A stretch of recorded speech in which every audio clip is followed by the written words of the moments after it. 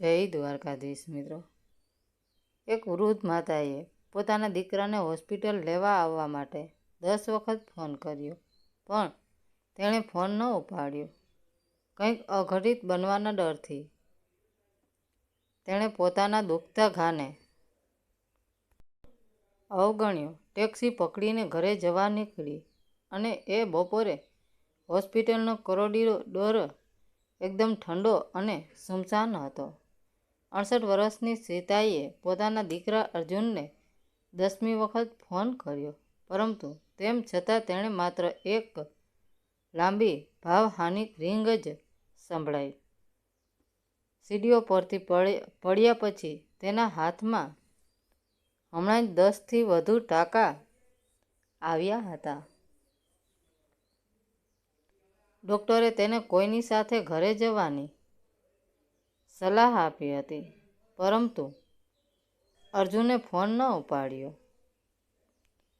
તેની પત્ની પૂજા પણ એવી રીતે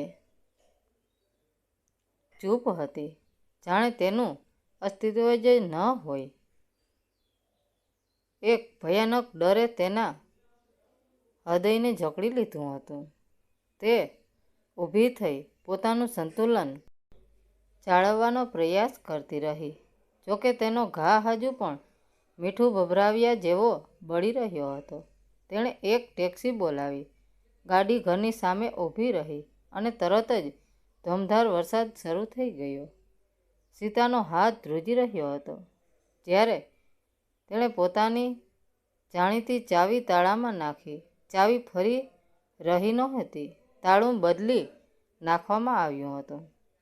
શું થઈ રહ્યું છે તે સમજે એ પહેલાં જ તેની નજર દરવાજાની વચ્ચે ફસાયેલા એક ઢીલા કાગળ પર પડી। આ ઘરમાં તમારા માટે કોઈ જગ્યા નથી। પૂજાના અક્ષરો, એ અક્ષરો જેને તેણે તરત જ ઓળખી લીધા। વરસાદના ટીપાં દરેક શબ્દ સાથે ભળી રહ્યા હતા। શબ્દો ધૂંધળા થઈ રહ્યા હતા, પણ છતાંય તેની આંખોમાં ખૂંપી રહ્યા હતા। સીતાબેન એકદમ શસ્તબદ્ધ ઊભા રહ્યા, દરેક શ્વાસ થંભી ગયો હોય તેવું લાગી રહ્યું હતું। અચાનક દરવાજો થોડો ખુલ્યો। પૂજા અંદર ઊભી હતી, હાથ તાળીને। તેનો અવાજ સ્ટીલ જેવો ઠંડો હતો। તમે અહીં શું કરો છો? મેં તમને કહ્યું હતું ને કે હવેથી ફરી આ ઘરમાં પગ ન મૂકતા। આ ઘર અમારું છે। પૂજાની પાછળથી અર્જુને પોતાનું માથું બહાર કાઢ્યું। તેનો ચહેરો પોતાની માની નજરથી બચી રહ્યો હતો। માં, તમારે કોઈ વૃદ્ધ આશ્રમ શોધી લેવું જોઈએ। અમે બહુ બીજી છીએ।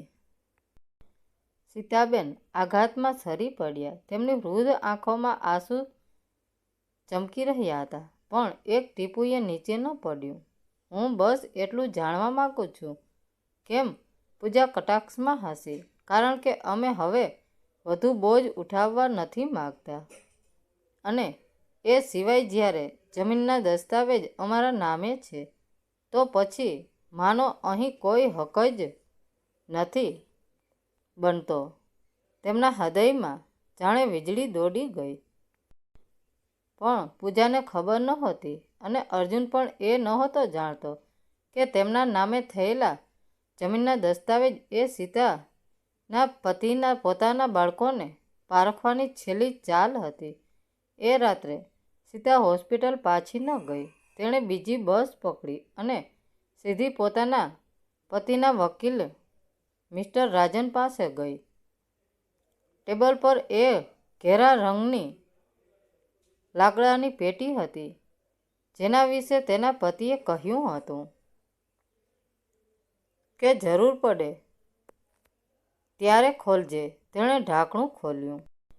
અંદર હતું સત્તાવાર નોટરાઇઝ્ડ વસિયતનામું, જેમાં સ્પષ્ટ લખ્યું હતું કે આખું ઘર, જમીન અને પ્રોપર્ટી સીતાની છે।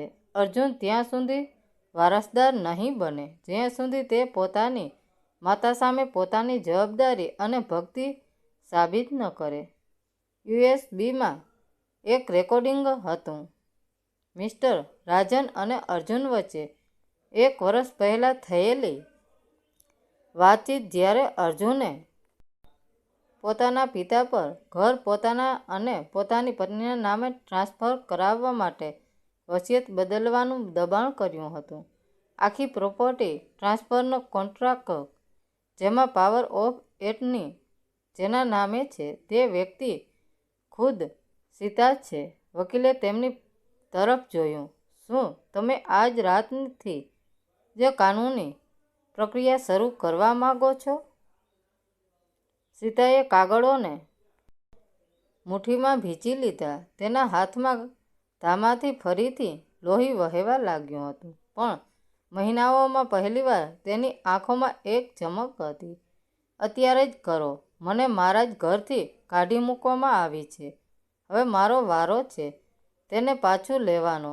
3 દિવસ પછી, જ્યારે અર્જુન અને પૂજા પોતાના નવા ઘરમાં આરામથી ડિનર કરી રહ્યા હતા, ત્યારે ડોરબેલ વાગી. પૂજાએ પોતાનું માથું ઊંચું કર્યું. શું પેલી ડોશી ફરીથી હેરાન કરવા આવી ગઈ? અર્જુને કંટાળીને બબડતા બબડતા દરવાજો ખોલ્યો, પણ સામે જોતાં જ તેના પગ નીચેથી જમીન સરકી ગઈ. દરવાજા પર માત્ર તેની મા નહોતી ઊભી. સીતાની એક બાજુ વકીલ મિસ્ટર રાજન અને બીજી બાજુ 2 પોલીસ ઓફિસર ઊભા હતા. માં, આ બધું શું છે? અર્જુન હડબડાવી ગયો. પૂજા પણ ડાઇનિંગ ટેબલ પરથી ઊભી થઈને આવી ગઈ અને પોલીસને જોઈને ગભરાઈ ગઈ. તમે લોકો અહીં શું કરો છો? આ અમારી પ્રાઇવેટ પ્રોપર્ટી છે. તમે વગર પરવાનગીએ અંદર ન આવી શકો. મિસ્ટર રાજને શાંતિથી પોતાની બ્રીફકેસમાંથી એક ફાઇલ કાઢી અને એક કાગળ પૂજાના હાથમાં પકડાવ્યો. હવે નહીં, મિસિસ પૂજા અને મિસ્ટર અર્જુન, તમારા પિતાજીએ જે કાગળો પર સહી કરી હતી તે માત્ર એક શરતી અને કાચો દસ્તાવેજ હતો. અસલી વસિયત પ્રમાણે આ ઘર, આ પ્રોપર્ટીના કાયદેસરના એકમાત્ર માલિક સીતાબેન છે અને આ રહી તમારી ઇવેક્યુએશન નોટિસ, ઘર ખાલી કરવાની કાનૂની નોટિસ. તમારે બંનેએ આગામી 24 કલાકમાં આ ઘર ખાલી કરવું પડશે. પૂજાનો અવાજ ફાટી ગયો. આ શક્ય છે? આ ખોટું છે. અમે કોર્ટમાં જઈશું. વકીલે ખિસ્સામાંથી પેલું યુએસબી કાઢ્યું. ચોક્કસ જજો, પણ કોર્ટમાં અમે પહેલા આ રેકોર્ડિંગ સંભળાવીશું, જેમાં અર્જુન તેના બીમાર પિતાને ધમકાવી રહ્યો છે. આને કાયદાની ભાષામાં ફ્રોડ, બ્લેકમેલ અને માનસિક ત્રાસ કહેવાય છે. ઘર તો જશે જ, પણ સાથે જેલ જવાની તૈયારી પણ રાખજો. અર્જુનના ઘૂંટણ ધ્રુજવા લાગ્યા. તેને પોતાની ભૂલ અને પિતાની ચાલાકી બંને સમજાઈ ગયા હતા. તે સીધો સીતાના પગમાં પડી ગયો. માં, મને માફ કરી દે. માં, આ બધું પૂજાના કહેવાથી થયું હતું. હું તો તમારો દીકરો છું ને. માં, બસ. અર્જુન. સીતાબેનનો અવાજ હવે કોઈ લાચાર અને બીમાર માનો નહોતો, પણ એક મક્કમ અને સ્વાભિમાની સ્ત્રીનો હતો. તેમણે અર્જુનથી 2 ડગલા પાછળ હટીને કહ્યું, જ્યારે હું લોહીથી લુહાણ હાલતમાં, ટાંકા લીધેલા હાથે બહાર વરસાદમાં ઊભી હતી, ત્યારે તું આ જ દરવાજા પાછળ છુપાઈ ગયો હતો. તે એ દિવસે સંબંધોના બધા જ ટાંકા તોડી નાખ્યા હતા. હવે આ ઘરમાં તમારા માટે કોઈ જગ્યા નથી. પોલીસ ઓફિસરે આગળ આવીને કડક અવાજમાં કહ્યું, તમે સાંભળ્યું ને? તમારો સામાન પેક કરવાનું શરૂ કરો, નહીંતર અમારે કડક કાર્યવાહી કરવી પડશે.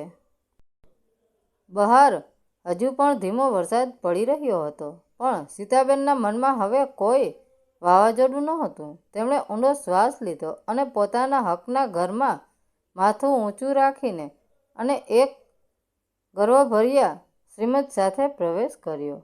વર્ષો પછી આજે તેમને સાચો ન્યાય મળ્યો હતો. મિત્રો, વાર્તા કેવી લાગી? સારી લાગી હોય તો કોમેન્ટ કરીને જરૂર જણાવજો. ધન્યવાદ મિત્રો. રાધે રાધે. જય દ્વારકાધીશ.